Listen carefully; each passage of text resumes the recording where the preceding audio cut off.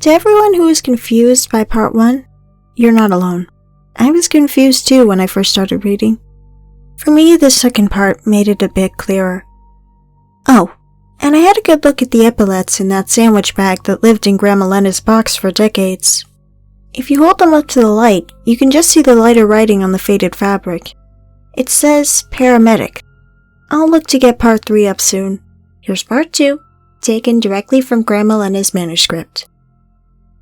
The Wanderers of Milador, 1880, by Lena Ellis. Part 2, The Wanderers. Jean and Mickey's new Ambo arrival was there by the next day's sunset. Michael, a guy around my age, was likewise a city transplant. He was given another sandstone cell down a different corridor from my room, and he had pep. The roster changed over to a new one, and thankfully instead of Rob or the likewise grouchy Harrison, I was partnered up with Michael. "Oi," I said as the two of us worked together on this month's drudgery of a stock check. "What animal's this?" I waited for Michael to turn around, screwed up my face, and made a throaty "Whatch?" It wasn't a great impression of the demon beast, but it wasn't too far off. Expectantly, I waited for Michael's answer. He quirked an eyebrow at me. "Possum," he answered, hopping up into the ambulance to check the expiry dates on airway equipment. "I'd have said so," I said, "but it didn't quite sound like a possum. Also, it sounded like it came from something huge." Pile of BVMs on his lap, Michael cast me an amused look. I stood my ground outside the side door, leaning against the white, red, and yellow paint of the ambulance as I looked right back at him. "When I was a kid," he said, going back to checking expiry dates, "I thought there was a creature from the Black Lagoon outside my window. Took me ages to realize it was just a possum. It's terrifying." Sounded like a description of what I thought the first time I'd heard one. In truth, that weird night sitting with Jean in the kitchen, hearing about strange dog-killing beasts, seemed in the light of day like a bizarre moment in someone else's delusion. And the light of day right now was making the world absolutely bake. The crappy window aircon inside the station didn't feel like it did much when you were in there. But the moment you stepped out, it felt like you opened the oven door and got blasted with serious dry heat. Only that dry heat blasted you everywhere, and you had to keep feeling that. I found myself with my uniform top. We were doing the stock check inside the station garage. The garage door rolled right up to invite a non-existent breeze. I wasn't convinced it was cooler in here than it was on the driveway outside. "Fair enough," I said to Michael, changing the topic. "Movember stuck with you, did it?" Michael looked up from his expiry dates, gave me a withering look, and stroked his 70s porn star stash. It really didn't sit well on his face. Michael was in his early 20s, but he looked like a teenager trying to make the most of the first facial hair he could grow. "They're de rigueur right now," he told me confidently. I quirked a brow. They definitely were not. Not unless now was 30 years ago. "My dad's got a great one," Michael went on. "Like Tom Selleck with extra bristle. He shaved it off at the end of November and bet me I wouldn't keep mine for a year." Michael grinned at me. "I've got $100 waiting for me." "Glad there's money in it for you," I commented, amused, and pushed off from the ambulance to grab a replacement D-size oxygen cylinder. We kept them in a cabinet against the wall of the garage, the smaller C-size on the top shelf, the hefty D-cylinders on the bottom. "Nah, I've got it," Michael called from the ambulance, as, in a bear hug, I hoisted up the oxygen tank. "I'm okay," I called back. Michael had dumped his BVMs aside. He approached me with his hands held out for the cylinder. "Yeah," he said, "I know, but I feel bad." I didn't care enough to make a stand. It was more funny to me than anything that guys I'll work with will grab more bags than me to carry, doing me a favor, than recognize me as equally competent while I'm holding one side of the carry chair. I didn't see it as condescending with Michael anyway. More likely, just some friendly thing he'd been programmed to do. So left him with the cylinder and moved to checking the trauma bag. A thunk on the back of the ambulance made me look up. From the clanking and clattering at the other side door, Michael was still swapping the new cylinder for the old. For a wild moment, I thought the white old man standing just behind the ambulance had swung a dead rat at the car. Then I realized he was indeed holding a dead rat by the tail as he thumped the back of the ambulance again with a violent hand. Naked from the waist up, the elderly man was only wearing a pair of dusty and threadbare trousers. His white hair was long and scraggly, and he looked pissed. "You all," I began, but I was cut off. "You never fucking listen!" the man shouted, brandishing his rat at me, stalking closer. You bitch! Selfish, righteous bitch! Dementia and mental illness was the bitch in my opinion. The man definitely seemed to think I was the problem though. He called me a few other choice expletives as he advanced on me, hunched with kyphosis and enraged. He was skinny and in at least his late 70s, but I've learned not to underestimate the strength of ropey, angry old man muscles. Just have a seat, sir, I said, stepping towards a patio chair we had in the garage and shifting it towards the man. Sit down, we'll have a chat. I'd hoped his dementia rage would chill with redirection, but with a cry of thoughtless cunt, he lunged at me, rat swung high. I dodged, thrusting the chair in front of him, and caught sight of Michael jumping into the ambulance. The old man had stumbled over the chair, its 4 feet skidding on the concrete as he hung onto it for balance. Far from being interested in getting smacked up by a dead rat, I backed off towards the door into the station. The station door locked itself with a keypad, and we'd shut it to keep out the heat. I realized the bad exit strategy, backing towards the door I'd have to unlock, only after I was already backing that way. I flicked on my portable radio, clipped to my belt, gave it only a second to try and connect, and hit the distress button, just in case Michael hadn't done so inside the ambulance. Get the police here, now! The elderly man had regained his balance, one knee on the seat of the chair. Spitting hair out of his face, he glared up at me. He still had hold of his rat. I want to hear what's concerning you, I told him, standing as relaxed as I could. Why don't you take a seat and tell me? It was a valiant try. It didn't work. With a scream of rage, the man launched at me, straight over the bloody chair. I had my hands up a split second before he got me and slammed me back against a brick wall by the station door. It did nothing to save me. My hair was in the old man's vice-like grip, his dirty fingernails clawing into my neck as I shoved at what felt like steel-banded strength. I barely registered the ongoing litany he spat at me, only stray snippets of what a useless waste of space I was reaching my ears as I smelled his fetid breath. And then Michael was there, and instead of shoving at the man, I grabbed and hung onto his arms as Michael stuck the needle straight into the deranged man's thigh. Just a few more seconds, I told myself, shutting my eyes and focusing on getting enough air in past the hand the man had wrapped around my throat. Few more. My heart was thudding in my head, my face weirdly both hot and cold, me only able to take little gasps of breath as my windpipe crushed under spitting fury. The man's head was right next to mine, sweaty and gross, shoving at me as if his hands weren't good enough. The man's grip eased. Michael must have doubled up his drugs. I'd been telling myself seconds, but that it had been only seconds before I could breathe again made me think Michael had used a sedative cocktail. Something caught and yanked at my hair as Michael laying the man's slumping body down on the concrete. I threw the gross clawed hands away from me.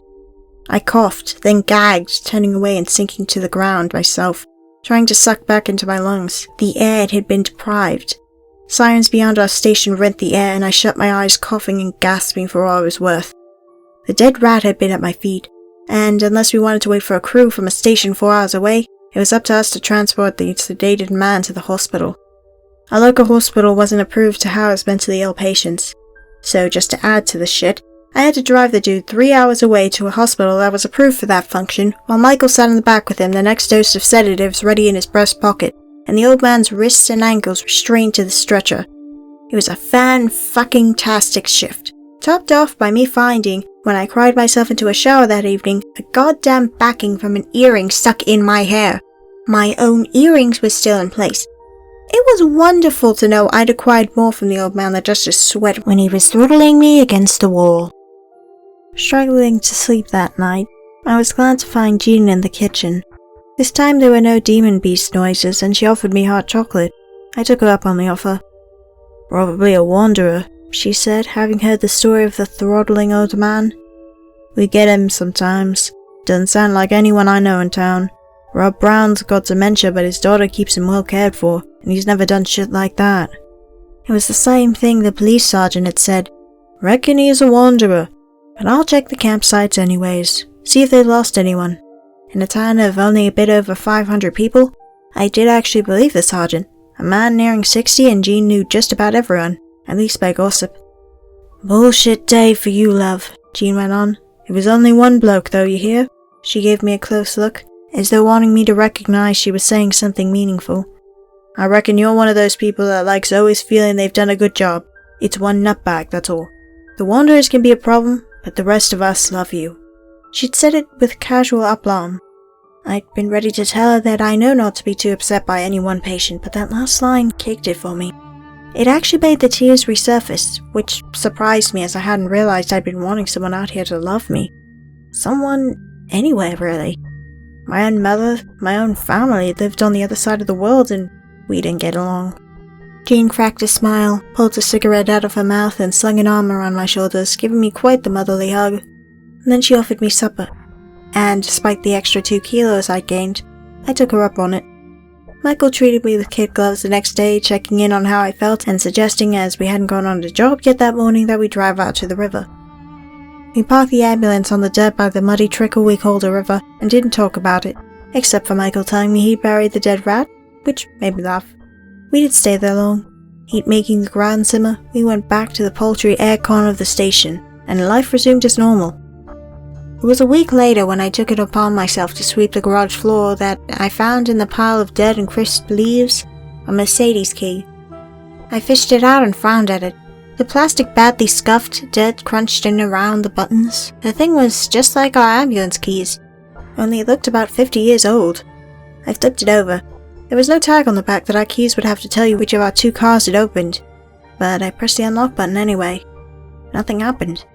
I stuffed the key into the what's-it drawer inside the station, meaning to mention to the police sergeant when I next saw him that I'd found a key if anyone was missing one.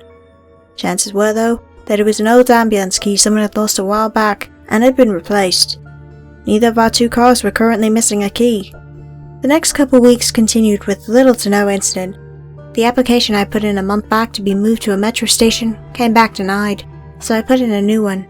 In the meantime, I had cheery Michael to work with, and Jean at the house taking care of me in her brusque, unsentimental way. The weather changed, and all of a sudden, after months of dust and cooking heat, I was lying snuggled in my bed at night listening to the incredible cacophony rain made on a corrugated metal roof. It had started only about 5 minutes after I'd gotten into bed, but the unfamiliar damp chill had set in earlier. This, I thought, was why most houses have roof tiles. The clattering and drumming above me was like Stomp had decided to perform on the roof in the middle of the night. I had no idea how I was supposed to get to sleep. I turned over and was almost glad to hear my phone go off.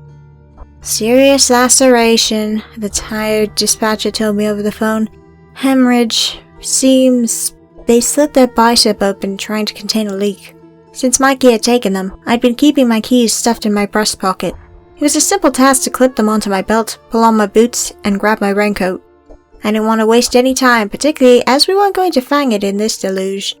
I met Michael in the kitchen, yanking on his own raincoat. We hurried out with the hoods pulled down over our faces and launched into the ambulance. According to the ambulance computer, our address was a rest stop some 45 minutes away. Windscreen wipers doing overtime, Michael pulled out and headed down the lane for the highway. I'm not going to go fast, he warned me, leaning over the steering wheel to try and see through the sheeting rain. Can't see a bloody thing. Fair enough, I agreed, flicking water off the sleeve of my raincoat. And then the rain stopped. We both watched the windscreen wipers beating away, now without anything to wipe off. They started to squeak. Huh, Michael said, flicking the wipers off. I could have said the same thing. My focus had moved from the suddenly clear windscreen to the road ahead of us. Or lack thereof. We hadn't gone far. We'd barely gone down the road from the boarding house. I looked around, pulling my seatbelt loose to lean forward and get as much of a view out the windshields as I could. The side windows were still covered with runnels of water. The fuck? I uttered. Michael had slowed. He was frowning at the view out the windshield. The ambulance jolted over a scrub and stopped in dirt. There was nothing around. Middle of fucking nowhere as I thought driving in. Only now the tarmac road wasn't even there either. Did I drive off the road? Michael asked, confused. If he had, we couldn't possibly have gone far off the road. I tried to see out of my side window. Even with the runnels of rain, I should be able to see the houses at the edge of town. Some winking lights. There's nothing, Michael said. His face now pressed to the windscreen, him looking one way, then the other. I had to agree. There was nothing out there. Just outback dirt and scrubs. The town, as far as I could see, was gone. I looked at the car's GPS. There was a little whirling icon on it, buffering directions, but it was over the map I knew, with the highway and the little town there. Our location per the screen was right on top of the road, only a short way along from Jean and Mickey's house. Michael eased off the brake. With misgivings I couldn't explain, I watched the ambulance bump over other little shrubs as he guided the car around, finding a route in the red dirt that didn't have stubby trees ahead of it. He drove forward a bit. "What's that?" he asked, pointing. I was peering at it too. It was like a little flat plain up ahead. Michael headed towards it, dodging larger shrubs and going slow in the powdery sand. We came out, dropping down onto what looked like a dirt track. A low rocky outcrop beyond my side of the car looked to have been cut down to be level with the rest of the track. I glanced to Michael and found him staring up the track the other way. Leaning around him, I had a look. At the corner of the windshield, I finally spotted a building. Or two. Two structures standing alone in the desert by the side of the track. The first one was more a timber shack than anything, a pole with a sign I couldn't make out the front of. Behind that shack was a stone building I thought I recognized. And that's what I thought to glance at the time. 052. "Fuck!" I shouted. For all my dismissive skepticism, I slapped my hands over my eyes and urged Michael to do the same. All I knew was that I'd been warned not to go out now, and I'd been warned not to look out the windows. "What?" said Michael, still stunned. "Just do it!" I screeched at him, yanking my raincoat to completely cover my face. "Don't look! Hide your face!" I felt Michael pull the parking brake, and when I asked him, he responded with a, "Yeah, I'm covering my face. For how long?" "Until 1, he hissed back. "Be quiet. Turn off the engine." I don't know exactly what I thought was going on. It was in my head that the demon creature might come to find us, so I wasn't hearing its growl at all. I did hear Michael fumbling blindly to find the ignition, then the engine died. And it was just silence. Complete silence. "Don't even peek," I hissed, strapped to my seat and lost in the darkness behind my hood and hands. "Whatever you do, don't look." There was a solid minute of silence before, in the driver's seat beside me, Michael asked, "So, what's going on? Did Jean tell you not to go out between midnight and 1? "Oh, yeah, forgot about that. Something about snakes being more restless at this time." So she had. So it wasn't only a warning for me. "Forget snakes, this is what happens if you do." "But what is this?" Must be an odd thing for any beastie out there, demon or not, to see. 2 paramedics covering their eyes sitting in an ambulance, half on some random outback track, having a hissed conversation. I was just glad I didn't hear that awful growling.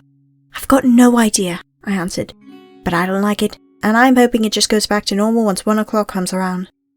Michael left another beat of silence. "We've got a patient bleeding out," he pointed out softly. I could have groaned. I knew that. "How are you planning on getting there without a road?" I whispered back. I suppose that was a fair point, as Michael didn't respond. I did ask a couple of times whether he still had his eyes covered, and he confirmed it both times. Then it was just silence. Complete silence, like the world around the darkness behind my eyes had ceased to exist. My phone jangling made me start. A split second later, I heard the heavy pattering of rain start back up on the roof above me. Keeping my hood down to prevent me glancing out the windows, I pulled out my phone and took a peek at it. 1 o'clock, on the dot. And it was Jean calling. I answered. "Where are you?" the woman on the other end of the line croaked. Numerous pings hit my phone all at once. I yanked it back from my ear to see text after text coming in informing me of missed calls. Jean had spammed the hell out of my phone. "Where?" I answered her, and finally lifted my hood to look out. I pulled a face. In the bush," I told Jean, "but I think I see the road." The GPS had stopped buffering. It was telling us we'd driven a bit off the road. "Can I look yet?" Michael next to me asked. I glanced at him. He'd indeed covered his face, the neck of his rain jacket pulled up to his hairline. "Yeah, you're good." "You're good?" Jean asked, her voice tinny through the phone. "You're fine?" "Well, I think so," I told her. "We've got to get out of what's becoming mud, but otherwise we're fine." There was a short pause on the other end of the line. "You're so fucking lucky," Jean snarled at me, then added, "and stupid." And then she hung up. It seemed a fair statement right then. The windscreen wipers starting up again as Michael got the car going. Not knowing what exactly we should be abashed about, we were an abashed pair all the same, that jiggled the ambulance over the bush and climbed it back onto the road. A road that was tarmac, and running alongside the edge of a tiny town filled with houses and streetlights. A cute little town I was very relieved to see. The radio crackled with a dispatcher checking in. We hadn't responded to an update, according to her, and she wanted to know where we were.